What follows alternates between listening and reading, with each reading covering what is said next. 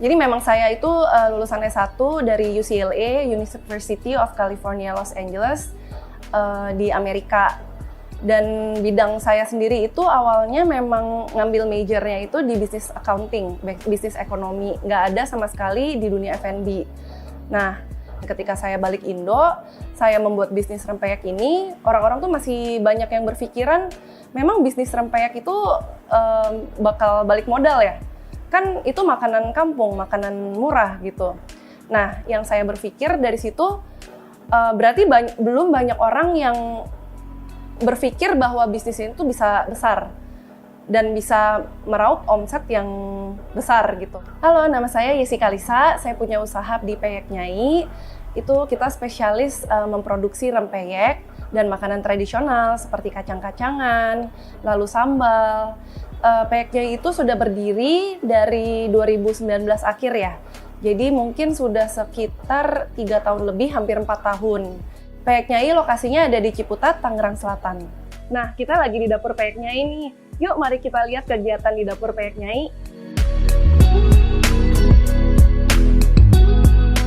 Nah, Peyek Nyai itu saat sekarang ada 6 rasa. Kita bisa lihat ini topping-toppingnya, yaitu kacang tanah, kacang hijau, kedelai hitam, teri Medan, udang rebon, dan ada teri Medan cabai rawit. Sebenarnya awal mula Peyek Nyai itu dari usaha rumahan. Jadi awalnya memang buatnya di dapur rumah dengan 1 karyawan. Untuk tempat sendiri tuh nggak ada modal sama sekali. Jadi memang modalnya hanya bahan baku aja. Jadi awalnya memang saya buka PO, kan pakai dapur rumahan tuh. Buka PO, tawar-tawarin ke teman, dan akhirnya pada suka dan repeat order. Jadi saya kepikiran, berarti potensi pasarnya itu sangat besar. Dan saya juga lihat ya, maksudnya di luaran situ belum ada perusahaan yang membesarkan rempeyek ini gitu. Padahal potensi pasarnya ada, tapi belum ada yang seriusin bisnis peyek ini hingga ke luar negeri, hingga ekspor gitu. Jadi memang sistem yang dibangun tuh untuk awal sangat susah. Kenapa? Karena untuk alatnya sendiri aja tuh belum ada yang bisa mass production. Mass production itu apa? Maksudnya membuat rempeyek dalam jumlah yang sangat besar gitu. Di mana-mana saya cari belum ada, jadi memang saya kebanyakan custom gitu.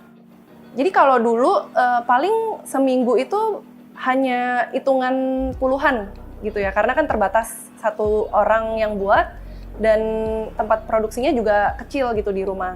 Kalau sekarang kita sudah bisa memproduksi ribuan gitu, dan kita memang sudah bisa mass production. Kalau omsetnya sendiri, kalau dulu itu paling masih dihitung pakai 10 jari gitu dalam sebulan. Tapi kalau sekarang itu sudah hitungan ratusan juta. Nah, kalau misalnya hari-hari besar itu omsetnya bisa berkali-kali lipat, hingga 3-4 kali lipat, seperti Lebaran, terus Natal, lalu ya pokoknya hari-hari besar. Nah, proses adonan kita akan membuatnya di bagian sini. Jadi semua topping yang fresh kita akan campurkan jadi satu dan di adonan sebelum digoreng.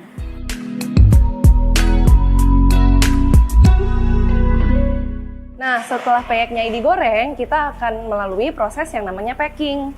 Dikeringkan dulu peyeknya, lalu di-packing.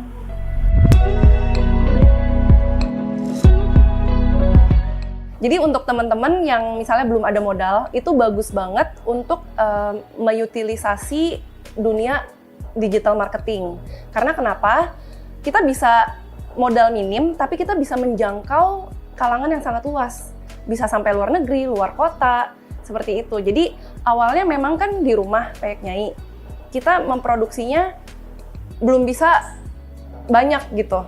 Jadi saya menjangkau orang-orang luar melalui online. Jadi fokusnya di e-commerce, di Tokopedia, di Shopee, Instagram, WhatsApp.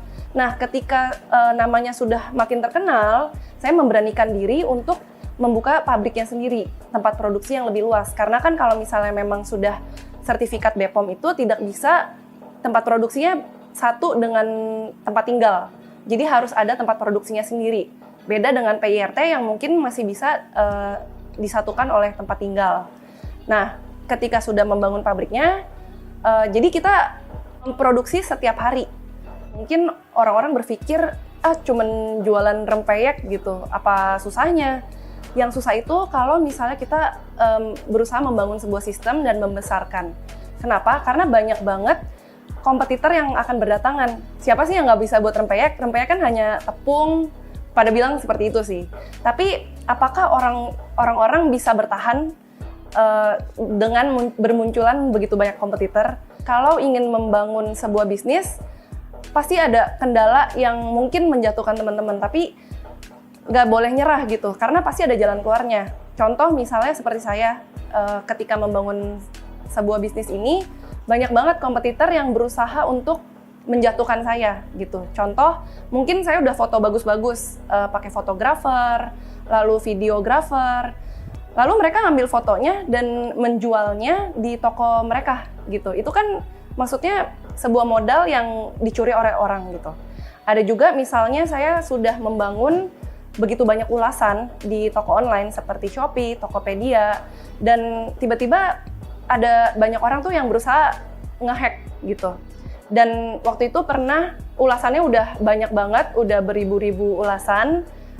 Saya udah bangun segitu lama dan ketika itu dihack oleh kompetitor. Saya nggak tahu sih sebenarnya siapa yang ngehack, tapi memang mungkin kemungkinan kompetitor dan hilang semua itu akun bisnis saya. Dan itu kan kalau misalnya memang kita fokus di jualan online, itu kan toko kita sendiri kan, dan branding kita hilang dong. Dan akhirnya saya harus bangun dari nol.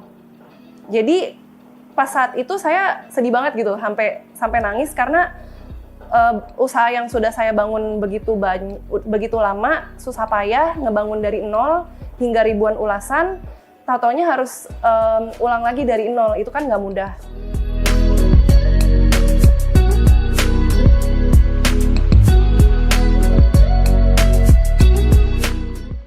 Jadi buat teman-teman yang misalnya mau bisnis, jangan pernah takut, coba maju aja dulu. Karena dulu saya juga awalnya saya sendiri kan yang tawar-tawarin misalnya ke toko oleh-oleh, ke restoran, supermarket untuk mengambil produk saya. Tapi banyak banget penolakan karena waktu itu kenapa? Karena saya belum membangun sebuah sistem, membangun sebuah brand yang mungkin mereka itu tidak percaya oleh produk saya. Tapi pas saat itu saya tidak merasa kecewa. Saya cari terus solusinya. Jadi gimana solusinya agar saya yang dicari. Jadi saya membangun sebuah brand, saya bagusin brandnya, lalu saya bangun lagi memperbagus produknya, saya R&D lagi produk saya review lagi apa ya yang membuat produk saya itu dicari oleh orang-orang lain. Dan akhirnya sekarang saya lakukan itu, dan akhirnya banyak banget supermarket yang malah cari saya untuk memasukkan produk saya ke mereka gitu. Jadi jangan pernah takut gitu loh, maju aja terus.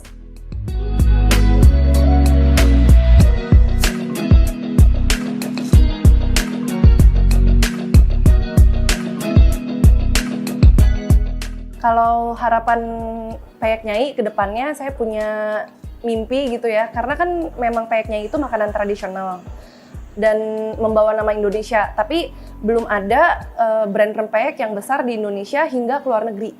Jadi memang saya ingin fokusin dulu nih dalam negeri, saya ingin membesarkan nama Peyek Nyai, tapi kedepannya saya memang ingin ekspor Peyek Nyai ke luar negeri. Jadi siapa tahu orang Korea bisa makan ramen, samyang pakai Peyek Nyai, orang Jepang bisa makan ramen pakai Peyek Nyai gitu. Dan itu kan maksudnya merupakan sebuah kebanggaan juga untuk orang Indonesia gitu.